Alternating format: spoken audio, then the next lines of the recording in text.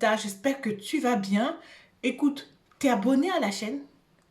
Non, si t'es pas abonné, prends le temps, abonne-toi. D'accord? Alors, ça va permettre à la chaîne de monter, de monter, monter et d'aider un maximum de gens. Voilà. Donc, euh, est-ce que tu t'es déjà demandé comment est-ce qu'on crée une entreprise de plats à emporter? Peut-être que tu as ces compétences-là et que tu te poses des questions. Bon, on va y répondre.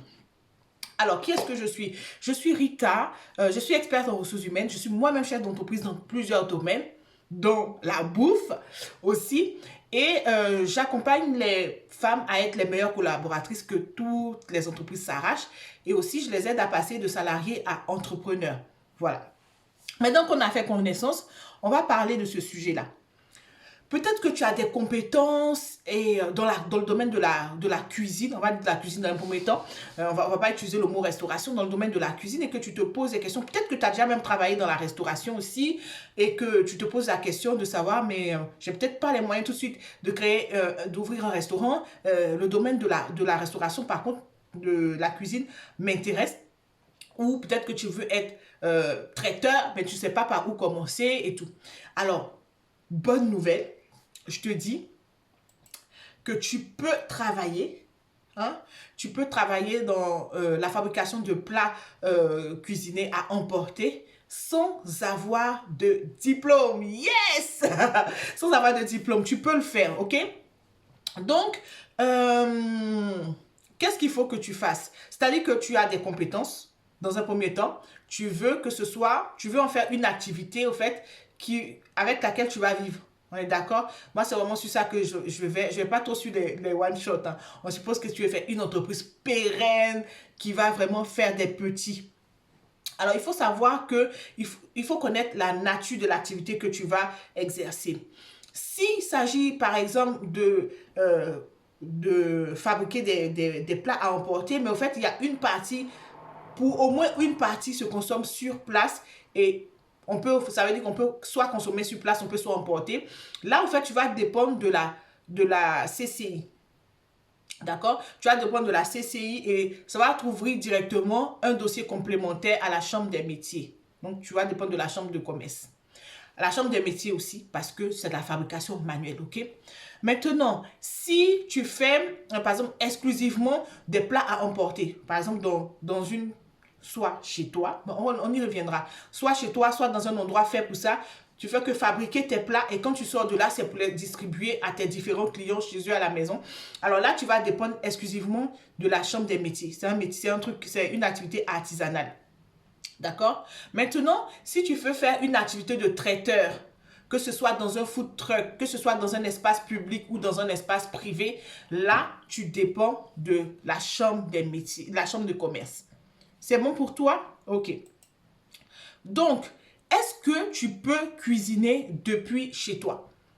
Sur le papier, oui. Et il faut avouer aussi que la documentation dans ce domaine-là est plutôt floue. Sur le papier, oui, tu peux le faire. Par contre, il faut savoir qu'il y a quelque chose qui s'appelle la direction départementale de protection des populations. C'est un petit, un service des douanes qui gère et qui contrôle au fait toutes les personnes qui travaillent dans le domaine de la restauration. Tu sais que c'est un domaine très, très, très, très important, comment je vais dire, délicat. Hein? Tu vois par exemple ce qui se passe en Chine par rapport au virus. Il se pourrait que ce soit de la contamination de l'animal vers l'homme. Peut-être c'est des choses qui ont été mangées ou ingérées. En tout cas, peut-être que c'est ça. Donc, tu vois que c'est très, très délicat. On ne peut pas laisser les gens faire n'importe quoi. Donc, la direction départementale de protection des populations. Donc, tu vois que départementale, ça te dit qu'il y en a plusieurs dans la France. Donc, c'est à toi de les contacter pour qu'ils te disent leurs règles. Parce qu'en fait, c'est un peu flou. Ce qui fait que chaque direction, en fait, donne ses règles. Voilà, donne ses règles. Donc, ils te diront exactement quelles sont les règles à respecter. Ok? Mais je vais te dire les questions que tu vas devoir leur poser. Je les ai recensées. Tu vas poser des questions. Tu vas leur faire un courrier ou envoyer un email. Dans le Loiret, pour l'avoir fait, je sais qu'ils ne sont pas très, très réactifs sur les mails. Mais vas-y, fonce. Continue quand même, quel que soit où tu te trouves. Si tu es en France, voilà ce que tu dois faire. Et si tu es à l'étranger, bah écoute, et puis 10 ans, l'essentiel, ok? Il faut en tirer l'essentiel de ces informations que je donne. Donc, voilà les choses que tu dois poser comme question. En tout cas, les sujets qui doivent monopoliser ton attention. C'est tout ce qui est en rapport avec les normes d'hygiène. Donc, la sécurité des aliments. Tu sais que, par exemple, ceux qui travaillent dans la restauration, ils ont obligation de marquer quand est-ce qu'ils ont fabriqué tel truc, les dates dessus, tout. Mais vu que c'est pas clairement dit, les règles ne sont pas dites, il faut que tu poses des questions sur la sécurité sanitaire des aliments. Il faut que tu demandes comment ça se passe et qu'est-ce qu'ils attendent de toi. Tu demandes aussi des précisions sur l'aménagement des locaux et des équipements. Tu vois, pose des questions sur tout ce qui t'environne, comment ça doit être. Hein? Par exemple, pour ceux qui transforment, on va dire, le bissap en jus, déjà en bouteille et tout, avec le truc le capuchon bien fixé, c'est le truc qu'on ne peut pas ouvrir n'importe comment, tout ça. Il y a une façon bien précise pour que ce soit sécure. Par exemple, donc, renseigne-toi, prends le maximum de renseignements et fais les choses bien. Sécurité sanitaire des aliments, aménagement des locaux. Je sais pourquoi je dis locaux, parce que j'ai été dit que tu pouvais le faire à domicile. Donc tu dis, mais pourquoi elle parle de locaux? Je reviens. La température de conservation des aliments, pose ces questions-là. Aussi, demande des choses sur le mode de congélation, les spécificités, quand c'est la viande hachée, quand c'est du vrai gibier, hein, tu sais, quand c'est du gibier. Je ne dis pas que tu veux forcément faire la bouffe africaine, mais voilà, tu sais que c'est des choses à envisager. Donner des informations sur les origines des viandes. Il faut savoir que tu peux avoir des fournisseurs en ce qui concerne la restauration. En fait, tu peux avoir plein de fournisseurs, même en Europe, et même s'il s'agit de restauration africaine. On est d'accord? Et à ce sujet, j'ai une formation qui consiste à aider toutes les personnes qui veulent lancer leur business d'épicerie exotique pour les autres, mais épicerie africaine, ok? Voilà, j'ai cette formation-là, je te mettrai le lien en bas de barre de description. J'ai aussi une formation pour tous ceux qui veulent se lancer dans la restauration africaine. Il faut savoir que moi, ça a été mon premier business, truc de fou qui m'a trop épanoui, mais vraiment à la vie, quoi. Donc, après, tu poses aussi des questions sur les informations sur le consommateur. Qu'est-ce que tu dois donner comme information au consommateur? Il y a des gens qui ont beaucoup d'allergies. Il ne faut pas qu'ils aillent choper des choses chez toi, qu'ils aient des intolérances et que tu aies des soucis, ok? Voilà. Parce que, tu sais quoi, il est possible de faire un laboratoire de cuisine chez toi. Un laboratoire de cuisine et de l'équiper correctement. Ça veut dire que ta cuisine peut servir. Mais dans les faits, parce qu'il y a toujours, surtout en France, hein, il y a toujours ce qu'on dit, ce qui est écrit, mais dans les faits, tu dois aller plus loin, tu dois pousser plus loin pour pas qu'on te refuse quoi que ce soit. Donc, sur le papier, on te dit que tu peux faire dans ta cuisine. Ça veut dire que ta cuisine doit être mais tellement propre. Si tu as un inspecteur de la DDPP qui vient chez toi, il faut que tu sois coopérative pour le laisser rentrer dans ta cuisine, ne pas faire de résistance.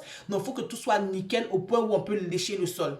Maintenant, je dis pas que quand tu as des enfants, tu as plein de choses. C'est vrai que tu peux surveiller tout, mais tu peux pas tout surveiller, tout surveiller. Ce que tu veux, c'est pas qu'on te bloque ou qu'on te dise que, par exemple, quand on rentre, il n'y a pas un endroit pour laver les mains qui est distinct, par exemple, du robinet, il n'y a pas de gants ici, il n'y a pas de je sais pas quoi. Tu veux faire les choses bien. Donc, moi, ce que je te préconise, même s'il est dit ici que tu peux le faire à domicile, réfléchis bien.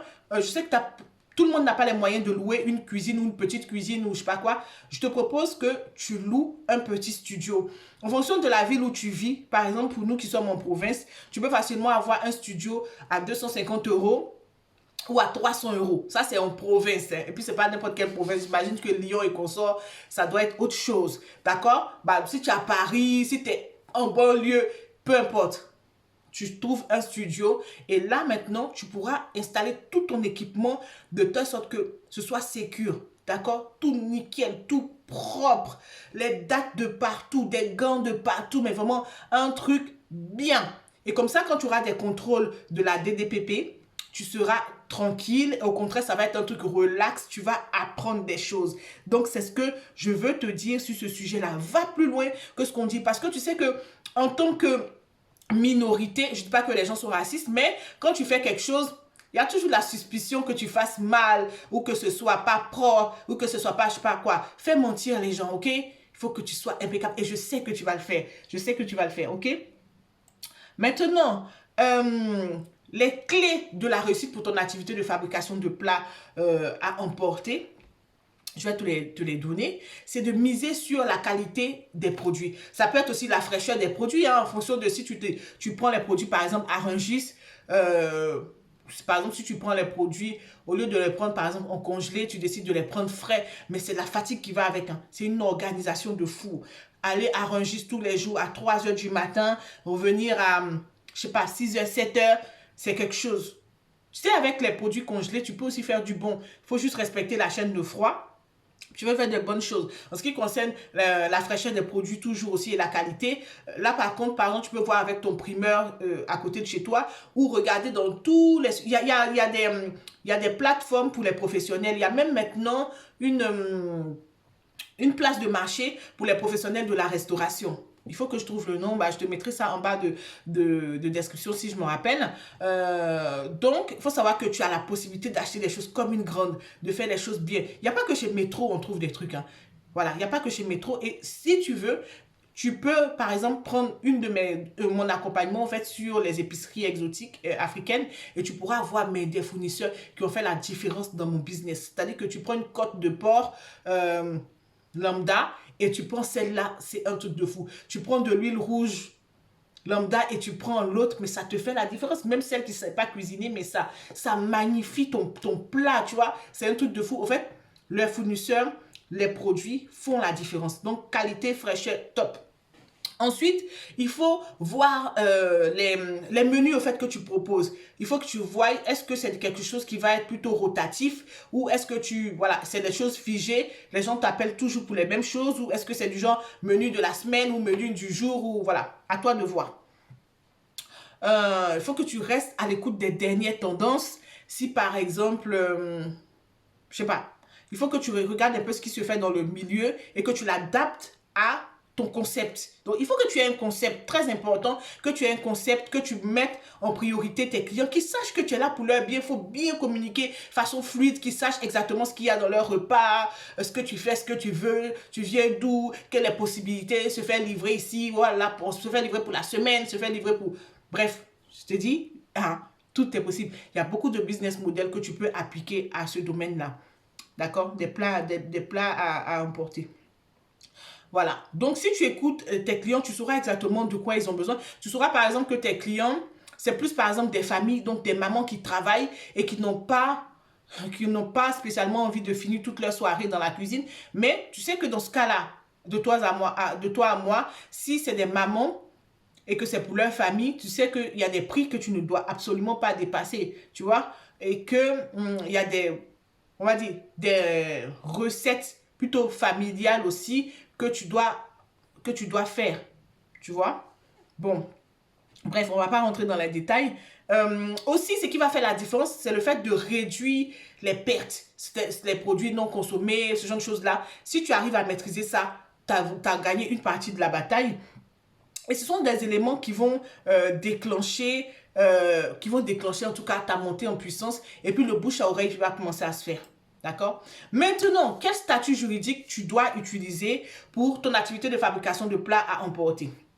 Bon, tu as la possibilité de le faire en auto-entrepreneur jusqu'à ce que... Il ne faut pas dépasser un chiffre d'affaires parce que c'est dit en chiffre d'affaires, ce n'est pas en termes de bénéfices. En auto-entrepreneur, il ne faut pas dépasser 170 000 euros. Si tu dépasses 170 000 euros, c'est bien, c'est une bonne nouvelle. N'aie pas peur. Fais pas comme ceux qui ont peur des taxes en veux-tu, en voilà. C'est une bonne chose. Ça veut dire que tu peux passer à une vraie société. Quand je dis vraie société, à une société, quoi. Parce que là, c'est un statut micro. Donc, tu vas passer à des statuts un peu supérieurs. Donc, qu'est-ce que tu peux faire encore? À part auto-entrepreneur, tu peux le faire en EURL ou tu peux le faire en SARL, c'est-à-dire un actionnaire qui va être majoritaire et un actionnaire qui va être minoritaire. Donc, si vous êtes à plusieurs dans le projet, il n'y a que ça. Voilà. Ou si tu es seul, tu peux le faire en SASU, surtout. Ce qui est bien là-dedans, c'est que tu vas éviter tout ce qui est en rapport avec le RSI et avoir la sécurité sociale des indépendants. Voilà, avec le RSI. Donc voilà, c'est ce que j'avais à te dire à ce sujet. Et du coup, j'attire de nouveau ton attention en fait sur l'accompagnement que je propose pour faire ton monter au fait ton business d'épicerie exotique. Il faut savoir que épicerie africaine, il faut savoir que c'est un business qui est très porteur, qui donne, qui peut te permettre de vivre, qui peut te permettre de gagner ta vie. Mais comme toute chose, il y a ce qu'on sait et puis il y a ce qu'on sait officiellement et puis il y a ce qui se fait. Il faut savoir que moi, je suis quelqu'un de très sécure. C'est pas moi qui vais te dire va faire des choses qui sont pas légales ou quoi. Mais tu as besoin qu'on rentre en profondeur pour te dire en fait ce qu'il faut faire, ce qu'il faut pas faire, les préférences, ce qu'il faut faire dans un premier temps, les fournisseurs qui sont même en Europe, qui sont en Angleterre, mais bon, avec le Brexit, je parlerai du Brexit bientôt, ou qui sont ailleurs. Voilà. Savoir aussi que tu peux aussi envoyer tes produits depuis l'Afrique, mais il y a la possibilité aussi de travailler depuis ici, avoir toutes les certifications, être tranquille, faire ton activité et puis évoluer, quoi. Qu'est-ce qu'on demande de mieux?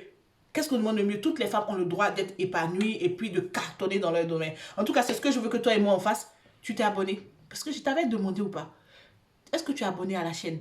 Il faut savoir que ça permettra à plein de gens de connaître la chaîne et puis à évoluer avec nous, à avancer. Et si tu as une personne dans tes relations qui peut être impactée par cette vidéo, en tout cas qui a besoin d'entendre des choses, n'hésite pas. C'est une chaîne qui est là pour propulser ta carrière, pour propulser ton évolution professionnelle. Bah, je te remercie et je sais que tu vas t'abonner tout de suite. Hein? On ne reporte pas à demain.